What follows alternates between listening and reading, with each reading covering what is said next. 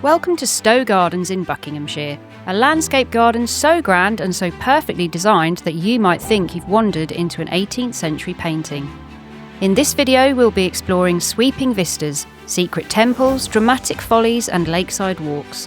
We'll take you across the famous Palladian Bridge, peer inside the Temple of Ancient Virtue and show you the Temple of British Worthies, which is basically a Georgian version of a celebrity wall of fame. And because we had such a fantastic time here, we'll also share a few tips for making the most of your visit and point you to 3 other National Trust gems nearby. So, lots to come. Expect big views and more classical statues than you can shake a laurel wreath at. Stick around, you won't want to miss this. Stowe Gardens in Buckinghamshire is one of England's most spectacular historic landscapes, a story of ambition, politics and eventual decline.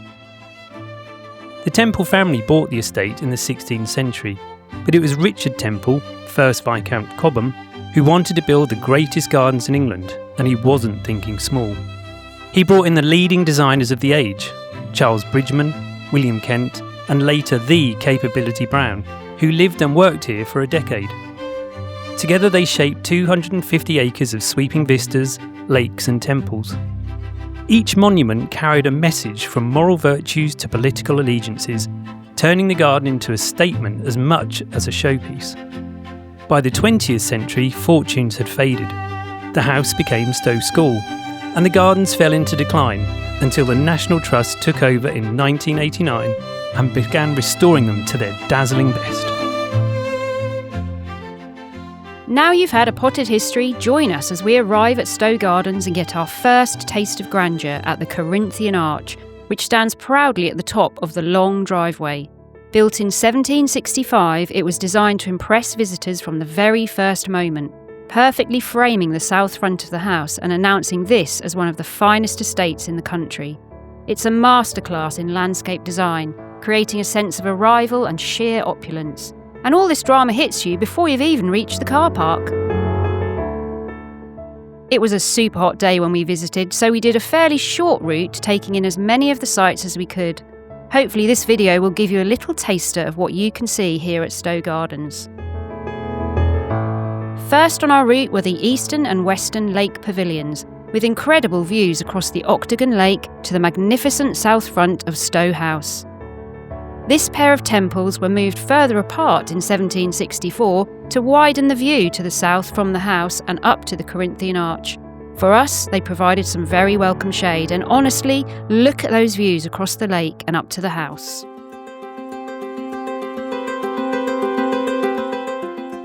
The Octagon Lake is so called because it's originally designed in a traditional formal style, with 8 sides and a central fountain, in keeping with the fashionable Baroque style of the time. Later, as the English landscape garden movement took hold, the hard edgings were softened and its shape made more naturalistic to fit the changing aesthetic. Rounding the head of the Octagon Lake, hidden in plain sight, is a spot offering incredible views over another body of water, the 11-acre lake. It would be all too easy to hurry past this little spot and miss this view, which shows just how carefully crafted Stowe's landscape really is. Next on our route, we took in a slight diversion to take in the Rotunda, a circular classical temple that became Capability Brown's centrepiece when he reshaped the gardens. Featuring a gilded statue of Venus, the Roman goddess of love, it is one of Stowe's most elegant monuments. The statue you see here today is a replica of the original. Heading back past the Octagon Lake, we crossed a quaint wooden bridge with tantalising glimpses of the famous Palladian Bridge. Keep watching for more on that little gem later in the video. From the wooden bridge there are delightful views back across the Octagon Lake, just a wonderful spot to spend a moment and drink it all in.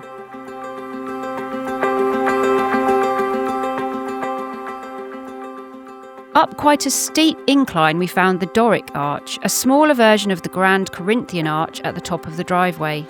The Doric Arch provides a suitably grand entrance to the Elysian fields and framed views of the Palladian Bridge. Flanking the arch are statues of Apollo and the 9 Muses. Sadly, many of the original statues were either moved or fell into disrepair, so all the figures you see today are modern reproductions and the culmination of years of painstaking research and investigation.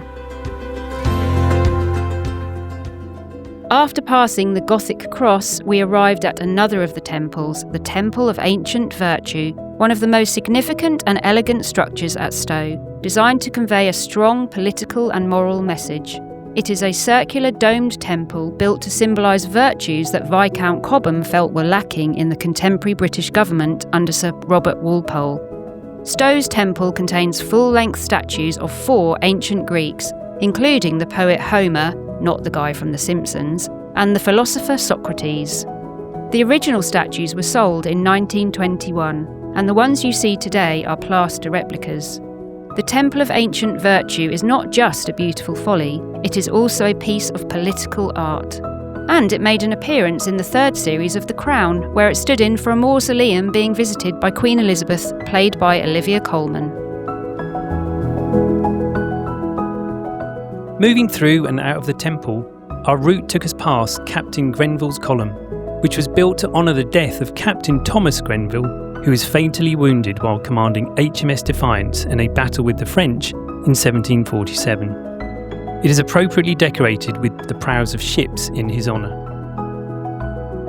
Heading back towards the Octagon Lake, we glimpse one of the garden's most eye-catching features, the Gothic Temple. A dramatic turreted folly with pointed arches strikingly different from the rest of Stowe's classical monuments. For a real close-up view, it can even be hired as a holiday let. A must-see at Stowe Gardens is the Temple of British Worthies, Viscount Cobham's monument to 16 Britons, whom he believed deserved commemoration, a who's who if you like. It is the most overtly political of the monuments at Stowe, and includes the likes of Sir Francis Drake, Sir Walter Raleigh, Isaac Newton and Shakespeare. Only one woman makes an appearance, Queen Elizabeth I, and it is no accident that among the noteworthy is Signor Fido, Cobham's dog. Worthies and dogs aside, we saved arguably the best and certainly most well-known structures for the end of our tour at Stowe, the Palladian Bridge. Instantly recognisable, this covered bridge at the east end of the Octagon Lake was designed to allow the family and guests to enjoy a circular carriage drive. Built in 1738, the bridge was the second of 3 nearly identical Palladian bridges built in England during that era, with others at Wilton House in Salisbury and Prior Park in Bath. Inspired by the bridges at Wilton and Stowe, a 4th Palladian bridge was built for Catherine the Great in St Petersburg in 1774. The Palladian Bridge is pure elegance, the kind of place that makes you slow down, take in the view, and maybe drift into a little Jane Austen daydream.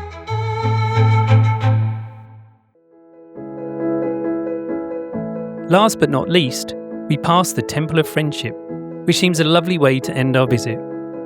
This was where Viscount Cobham's social and political clique gathered, an all-male space for supper parties and drinking. So there you have it, our tour of Stowe Gardens, and honestly, that's only scratching the surface. There are so many more monuments and temples to discover here. After all that, we definitely needed some refreshment, so we made our way back to the cafe for a well-earned cream tea. While you watch some footage of the delightful courtyard where we sat, let us tell you our top tips for making the most of your visit to Stowe Gardens. Allow at least half a day. The gardens cover over 250 acres and you'll do a lot of walking. Wear comfortable shoes, it's easy to clock up the miles without noticing. If you're visiting in summer, bring a picnic. There are plenty of picture-perfect spots by the lakes. Visit the toilet before you explore the garden, as the only facilities available near the garden are at the Bell Gate entrance area. Grab a map from the visitor centre. With so much to see, it's easy to get a bit lost, and the map will help you navigate and find some of the hidden gems. The map also shows some suggested routes around the garden of varying lengths. If you're making a day or weekend of it, here are 3 nearby National Trust places that are worth adding to your plans. Claydon. a beautiful 18th century house with ornate interiors once home to Florence Nightingale's family. Waddesdon Manor, the spectacular Rothschild mansion which is pure extravagance, a French chateau in the English countryside. Canons Ashby, a charming Elizabethan manor with atmospheric gardens and one of the best preserved priory churches. So why should you visit Stowe Gardens? Well, Stowe is more than just a beautiful park. It's a stunning piece of art and a significant slice of English history. It gives you a real sense of what it was like to be a wealthy landowner in the 18th century. And it's a brilliant example of how landscape design was used to tell a story and express ideas. It's a place of grand scale and hidden beauty, where every twist and turn reveals a new vista or charming folly. Whether you're a history buff, a nature lover, or just want a peaceful walk, Stowe Gardens has something for everyone. It's a truly unforgettable experience. So that's our visit to Stowe Gardens, a landscape that was designed to impress, inspire and even provoke. From the Palladian Bridge to the Temple of British Worthies, every corner tells a story, and thanks to the National Trust, it's all been saved for us to enjoy today. Let us know your favourite temple or view in the comments. And if you've enjoyed this tour, don't forget to like and subscribe for more National Trust adventures with us.